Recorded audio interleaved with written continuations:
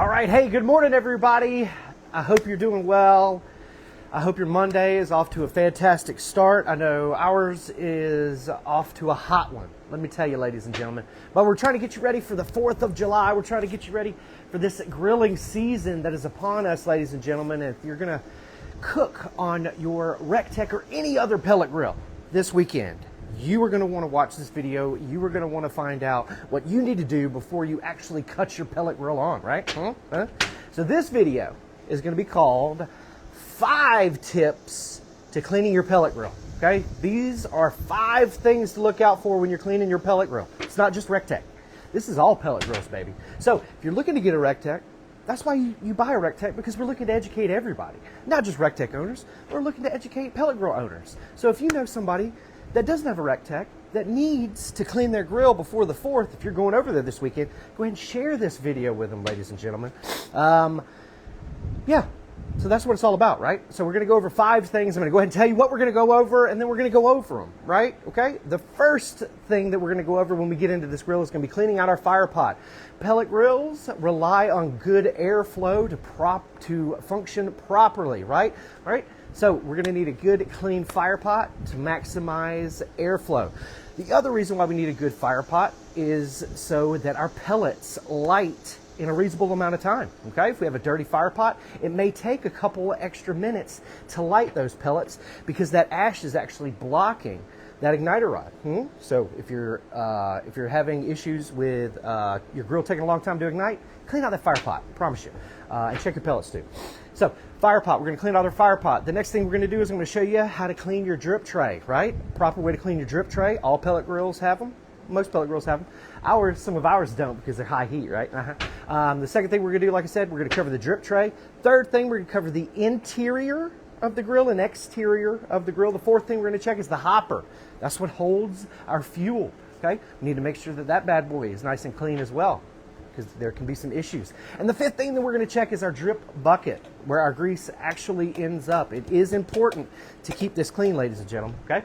So again, it's going to be 5 things to clean on your pellet grill before you cut it on for July 4th, right? Because again, you're working Monday through Thursday and you're off on the 4th. It's going to be a short week. You don't have a lot of time, okay? So you need to go ahead and clean that bad boy out now, okay? Because you're not going to want to do it on Friday, right? All right. If you have any questions, please put them in the comment section down below. We'd love to get your feedback and all of that good stuff too. So come on over here. Come on, Devin. Let's get into it. First thing I'm going to do before we get into this, I'm going to go ahead and clean that grate with our recteq scraper, right? I love this scraper for a couple different reasons.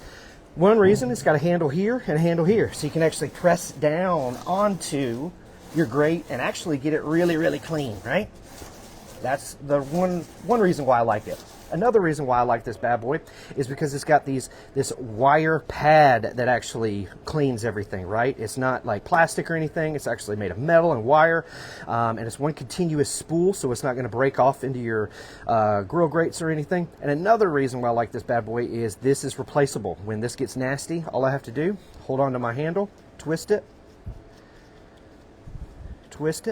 boom, it comes right off. I can replace it. Fun fact, recteq actually sells our replacement cleaning brush heads. Now, guys and gals, fun fact, you don't have to put these on this. You can actually just use these. I actually use these to scrub pots and pans with as well in the sink. So you can buy these little scrubby pads, right? So cool. Let me show you how quickly I can put this back. Not really. Not going to try to do it quickly. I want to try to do it properly, right? You know what I'm saying? But if I can get through that one hole, that's always the issue for me, is getting it in the hole. All right, there we go. Got to cram it in there sometimes. It just doesn't fit. And voila, we changed our brush head, right? All right, cool. So now we've got our grate nice and clean. All of that stuff fell onto the aluminum foil there, so that's one thing that we're not going to have to clean up. Okay, and I've got my trusty towel here. I like to just have a towel when we're doing these things. Okay, fun fact that Jody likes to do is I like to actually flip this over, put it back, and then scrape the bottom side too. Okay, you can also do that. That's a fun thing that I like to do at the house when I'm by myself. But we're going to take that grate out. Shout out to everybody watching. We love y'all. Make sure you're sharing this all over the internet. Okay, and now we're going to clean our drip tray, right? Now, we're going to go in order, Devin. I told the people I would clean the drip tray after cleaning out the fire pot, so that's what we're going to do. All right, let's get down here into this fire pot, ladies and gentlemen. We use this thing all the time. We've got a pile of pellets in here. We also have a pile of ash buildup in there, too. Y'all can't really see how much that is. It's a pretty good amount, right? And that can actually pile up and prevent your pellets from landing on your igniter rod right there and igniting. It can actually prevent that. Get out of there, Devin. Get. People can't see. All right. So I like to get everything out just with my hand. No shop vac needed. And I throw everything down at the bottom. Remember, there's 4 beneficial things to throwing ash at the bottom. 1, ash is more than likely going to stick to itself as opposed to your very sterile grill barrel, right? It's more than likely going to stick to itself. So the ash is not going to end up in your barrel. It's less likely to end up in your barrel if you leave ash down at the bottom. Number 2, when grease strips down, it makes it a lot easier to clean up, right? When there's ash down here, right? It's not going to run out of your barrel. 3, creates a layer of insulation. So your grill doesn't lose as much heat, and also reduces the surface area that the grill physically has to eat up. So that's 4 beneficial things, throwing the ash down at the bottom, right? So we clean out our fire pot. Why? Because of good airflow, and we don't want anything blocking our igniter rod from igniting our pellets, right? So we've got our cast iron deflector shield here, the most heavy-duty cast iron deflector in the industry, ladies and gentlemen, right? All right, another thing I like to do on the end here is we're going to talk about the inside. I'm going to run my hand all along the grill barrel and knock off any creosote or anything that may fall into my food, right? Because again, after a low and slow cook, you've got a nice layer of creosote and or seasoning on the inside of your grill, right? A high heat cook can eliminate that and cause that to flake off. So I like to run my hand along the barrel and knock off any of those flakes, right? So we've cleaned out that fire pot. I've got the inside of the grill so no flakes fall onto my food. Let's go to that drip tray, right? Now most models of pellet grills will have a drip tray in there to catch the grease and send it outside of the machine. Fun fact, your drip tray also pushes your heat to the front and back air gaps of your grill, finishing off that convection current. Now, if you don't like using aluminum foil, you can also scrape this bad boy with a plastic putty scraper, get all of that stuff off there, and you can just use it bare bones. Or you can get the Teflon coated liners, or what I like to do is just get these disposable aluminum liners from recteq.com. They come in many different sizes and they fit many different pellet grills, not just recteqs. So make sure you check those out. They're also probably available on Amazon too. But I like to go ahead. Now, the reason why I like these liners is, as opposed to sheets of aluminum foil will create a lot of dips and divots and valleys and stuff that your grease can pool up in. This is one continuous sheet, so it's less likely to pool up and more likely to run out of the grill. Now remember, when you're replacing your drip tray, you want to make sure that your drip tray ends up in the bottom trough down here. Down there, and then you want to make sure it ends up at the top lip on this side, right? That way, creating an incline or a decline so that grease can exit your grill, right? Next thing I like to do is I like to run my hand to the front and to the back of that gap, ensuring proper gappage, ensuring proper airflow as well, ladies and gentlemen, right? So now we'll put our grate back in there. And again, normally I'll run my hand on the inside as well, but we've already knocked all of that stuff down. We're good to go, all clean in here. The next thing that we're going to check is the exterior. And when I say exterior, I'm really meaning where your heat and smoke escape from, okay? You've got some models have vents, just like this model right here. I'm going to whip it around to you, Devin. Or whip it open so you can kind of see it. Ha! But the vents are located on the back side of this grill, ladies and gentlemen. You can see here, we've got 5 sets. There's 10 total. You want to make sure that these are nice and clear. So what I like to do is I like to take my scraper that I have, or spatula that you have, or fork, spoon, knife, and I like to shove it in there. Let me show them what I'm doing from the inside, Devin. Shove it in there and just knock all of that stuff loose and make sure that our gaps are nice and clear. Because again, it's all about airflow with pellet grills. And if you have a a brand other than recteq and you have vents on it, you need to make sure that those are nice and clean as well, because pellet grills rely on proper airflow, ladies and gentlemen. Shout out to everybody watching. Make sure you guys and gals are sharing this video. Now again, I'm not a huge fan of cleaning the outside of my grill because it doesn't properly do anything for me. Having a pretty grill only does one thing. It's pretty to the eyes, right? All right, and I've got my wife for that.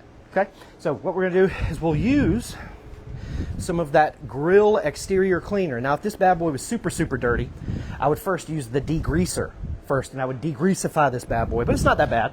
So we'll start with the exterior grill cleaner, and I actually got a beautiful citrus smell to it as well. But I spray it on the towel. I don't physically spray it on the machine. Okay, and then we'll just run around and we'll clean this bad boy. Look at that Screaming Eagle shelf. We've got that available at recteq.com. You can customize it. What? What does it sound like? It sounds like this. Like that. That's how it sounds. Y'all hear that Screaming Eagle just flew by? God bless America. That's what it's all about, baby. But again, look how clean this grill is coming. You want to make sure that your horns are nice and clean, because that's my greasy area, is horns and then the barrel right here. Nice and clean, nice and clean. Perfect, right? Like I said, if it was greasier, you can use the degreaser. If you wanted to polish it up, we also have that stainless steel polish, but this comes in a set of 3 cleaners, ladies and gentlemen. Now, we've got Firepot clean. We've got our drip tray clean, right? We've got the interior clean, vents cleaned, exterior cleaned. The next thing we're gonna need to do is check that drip bucket. Now, drip bucket on this bad boy is conveniently located up underneath it. It is obviously got some grease in there. Now, what I would prefer to do is just get a new bucket and then place our bucket drip liners in there. That way you're not smushing or just like greasifying this bucket, right? You can start clean, keep it clean, but it's okay if you've already got some grease. You can just put your drip bucket liners. We also have drip bucket liners available at recteq.com. These are disposable. Very cool. But another cool thing, and I got a lot of tips and tricks, y'all. Another thing I like to do with these is I like to just put sauce in them, right? Put sauce in it, put sauce. When the grill is on, I heat my sauce up, because you never want to put cold sauce on hot barbecue, right? I heat my sauce up in it, get my brush, my recteq sauce brush, brush all my stuff, easy peasy. This is thrown away. I don't have to clean a pot now, because I put the pot in there and it gets super dirty, right? These are super disposable. There's many different sizes. Pick them up, recteq.com. All right, boom shakalaka. I believe with this Screaming Eagle shelf, this grill is ready for July 4th, ladies and gentlemen. Again, let's go over everything that we did one more time before I leave you. And again, all of these accessories and cleaning items are available at recteq.com, recteq.com. But the first thing I did, I put on my gloves and I got my apron, right? New aprons available at recteq.com. Grab your life by the horns. Not grab life by the horns, grab your life by the horns. No, I'm just joking. But yeah, I got an apron. Why did I wear an apron, ladies and gentlemen? Because I didn't want to get my work clothes dirty, right? So this apron is going to protect me. It's also going to protect me from knives and such, right? This is not a knife. I'm just joking. But it'll protect you, right? I've also got my new recteq khaki hat on. Is that what this is called? Coffee. recteq coffee hat. This one's awesome. I sweat a lot, so you'll probably start to see a little sweat bead coming up in it. But those are available at recteq.com. Now, the first thing we did, put the gloves on. I put my protective clothing on.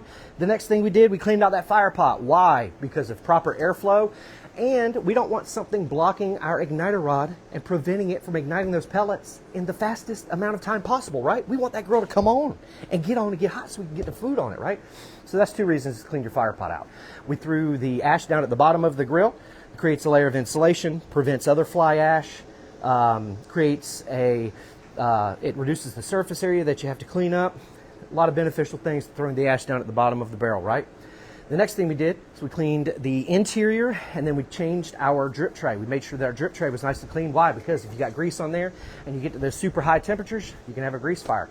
Also, if you're not at those super high temperatures and you're like at 350 or 375, that stuff is still going to burn, and it still may touch your food. So watch out for that. That's why we want a clean drip tray, okay? So it doesn't cause dirty flavoring on our food, and it also prevents grease fires, ladies and gentlemen. We cleaned the vents on the back of this machine. We made sure that our drip bucket was clean as well. Now, there's one more thing to check. right? And that's our hopper, okay? We got to check our hopper, especially if you haven't used your grill within a month, right? Longer than a month, you're probably going to have some issues in there. Those pellets are probably losing a lot of moisture and they're probably deteriorating. Remember, pellets shouldn't have any preservatives in them, right? They should naturally deteriorate over time, okay? And if they do have preservatives in them, that's a bad thing, all right? So, again, if you haven't used your grill in a month, go ahead and check that hopper. Come on over here, Devin. I want to show the folks a couple of different things. Kind of went out of order, but that's okay. But again, check your hopper. You want to check a couple of different things with your pellets. You see how shiny and beautiful these pellets are. That's a good sign. You never want them to be dull or dusty, right? They should snap when you break them, right? They shouldn't just crumble between your fingers. I see I'm trying to squeeze these and I can't. They're not crumbling. They've got some good moisture in them. That's a good thing. These are nice fresh pellets, right? You can see, look at that dust that's left over when we dump that whole bag of pellets in here. Now that dust right there, ladies and gentlemen, can accumulate at the bottom of your hopper and in your auger system, and that can cause you issues. So we want to get some of that stuff out of there. Also, if your hopper's as low as this, go ahead and dig on down there and make sure that you know, the pellets that you stacked on top of the other pellets, make sure the pellets down at the bottom aren't nasty and dirty too, right? But these are looking really, really good. This also reminds me that I need to get more pellets. I can get through probably a short low and slow on this, or a few hot cooks, but I want to make sure that we get some more pellets for our holiday this weekend, right? But all of these tips are great tips to remember throughout the whole entire year, right, ladies and gentlemen?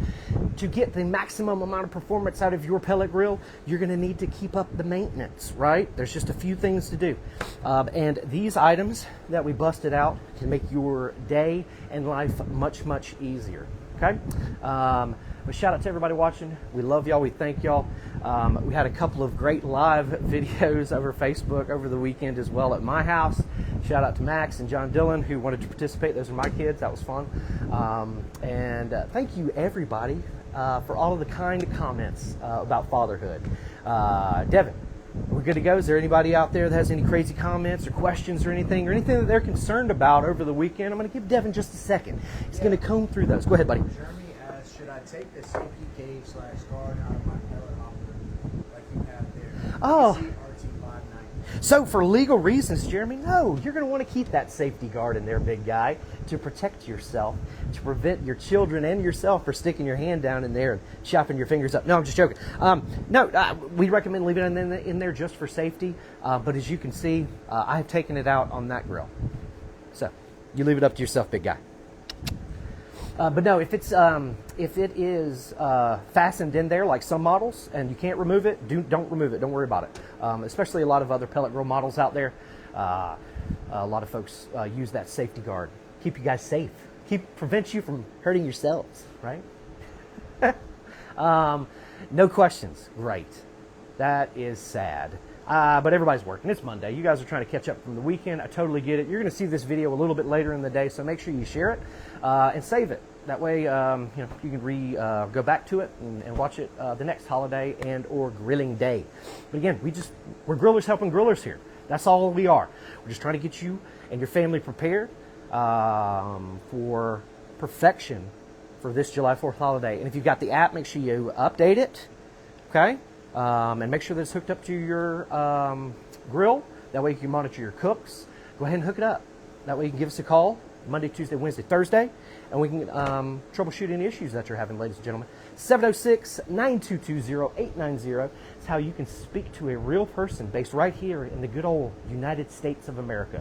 Actually, right up there in beautiful Evans, Georgia, in the call center. 100% U.S.-based customer service. Devin, you got a question? Do you clean the temp probe? I don't clean the temperature probe. No, there is no reason to. If in your mind you feel like you have to, yeah, you could take a towel just like this and just clean it, just like so. But you cleaning it is not helping it read the temperature any better, because it's not actually reading the temperature on the inside of the grill. It's actually reading the electrical resistance.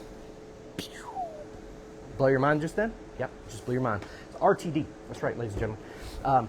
But yeah, no, unless there's like sauce caked on it and meat caked on it and it's covered up, no, you're not going to have any issues with the dirty temperature probe.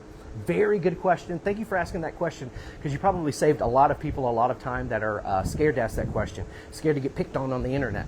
That's why I don't ask questions on the internet, ladies and gentlemen, because every time I ask a question, it's not that great of a question, and I get picked on a lot about it. But don't do that here, because I'll pick on them for picking on you, right? That's why I like these good questions. But you guys can hear the cicadas. They're out there breeding like crazy.